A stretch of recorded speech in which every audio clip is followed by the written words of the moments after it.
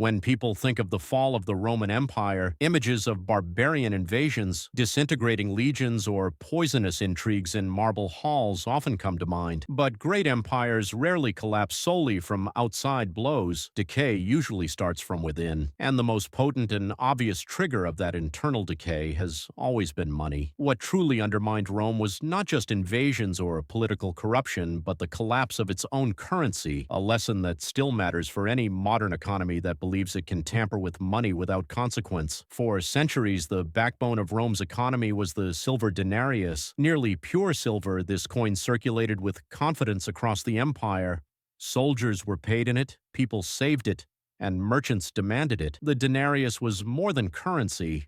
It was a pact of trust cast in metal. Rome's power and the coin's value were intertwined, but running an empire is expensive. Growing military costs, massive infrastructure projects, and constant wars all required huge outlays. When tax revenues couldn't keep up, emperors turned to one of history's oldest and most dangerous tricks: reducing the metal content of the currency. Rather than levy more taxes, they quietly lowered the denarius's silver content. What began with about 95% silver under Augustus fell to roughly half under Caracalla, and dipped below 5% by Gallienus's reign. A coin that had once been nearly pure silver had become a bronze disc with only a thin silver wash. People could see and feel the change, and inflation followed. With the currency no longer tied to real value, prices surged.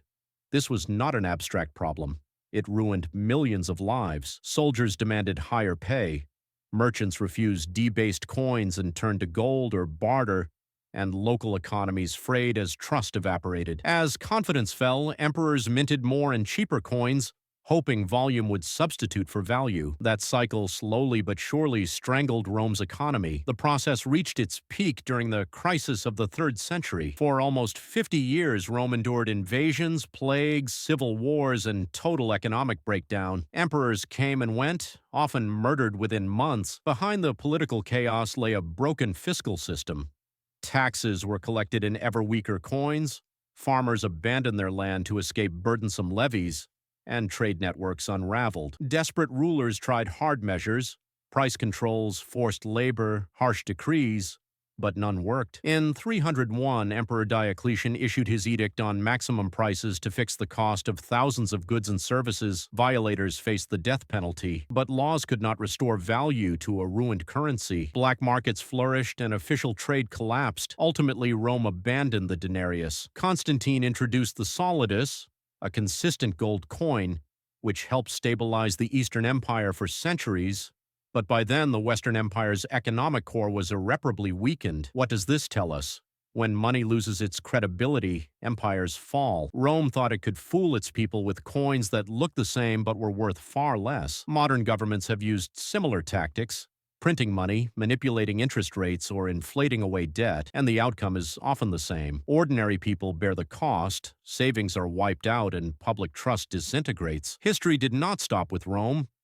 The same pattern reappeared in the 20th century. Defeated and burdened by reparations after World War I, Germany printed marks to meet obligations and spiraled into hyperinflation by 1923. Bread that cost 1 mark before the war was priced in the billions by the year's end. People hauled wages home in carts, pensions evaporated, and economic despair helped fuel extremes of politics. In the 2000s, Zimbabwe followed the same road.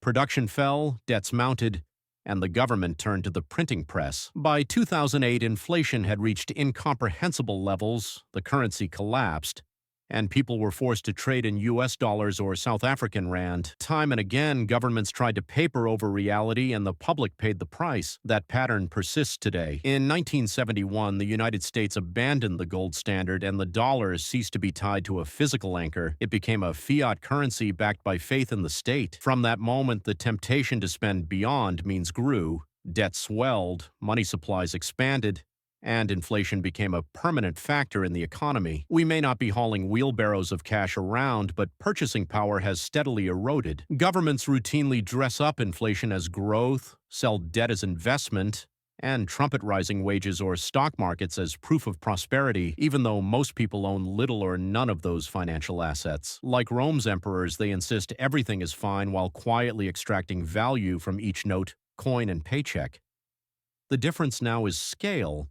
Rome's collapse was imperial, Weimar's hyperinflation was national, Zimbabwe's crisis was local. Today, the global economy runs on fiat currencies, huge debts, and central banks willing to pump trillions when crises strike. The next breakdown could ripple across borders and systems. When money fails, those who rely on wages, pensions, and bank balances will suffer most. Elites with land, factories, or foreign assets will be far better protected. So, what should you take away from Rome's currency crisis? First, understand that inflation is rarely accidental. It is often a policy choice, a quiet tax that has undone empires for millennia. Second, real wealth typically resides in tangible assets: land, productive businesses, useful skills and resources that hold value when money falters. Third, never assume stability is permanent. Romans in the 1st century would have laughed at the thought their coins might become worthless. Germans in 1913 would not have imagined wheelbarrows full of cash. Zimbabweans in the 1980s believed independence would bring prosperity.